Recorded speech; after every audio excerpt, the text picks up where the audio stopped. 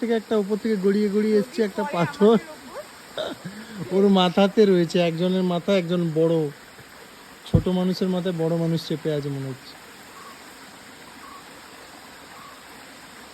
আর ওই গাছটা কেমন হয়েছে দেখো, ওকে ঠেসে একেবারে গা বেয়ে উঠেছে। গাছটা বেঁচে আছে দেখো। ওটা কখন এসছে বলবো? আমাদের যে কেয়ারটেকার কাকু ছিল, সে আমাদেরকে এখানে দিয়ে চলে গেল, বললো তোমরা স্নান করো, যদি কোনো অসুবিধা হয় আমাকে ফোন করে নিও। আর আমরা এখানে দুজন মাত্র, আশেপাশে কেউ নেই। আর আরো একটা যেটা এক্সট্রিমলি ইন্টারেস্টিং, উনি ফোন করে নিতে বললেন কিন্তু মোবাইলে কোনো টাওয়ার নেই। উনি বললেন ফোন করে নাও, কিন্তু এখানে কোনো মোবাইলে টাওয়ার দেখতে পাচ্ছি না আমি। আমাদের শুধু একটাই ভয়, সেটা হচ্ছে কোনো জীবজন্তু যদি চলে আসে খেয়ে নিয়ে চলে যায়, তাহলেও কেউ জানতে পারবে না। এসব বলো না গো, পরের বার থেকে তোমার মা ছাড়বে না।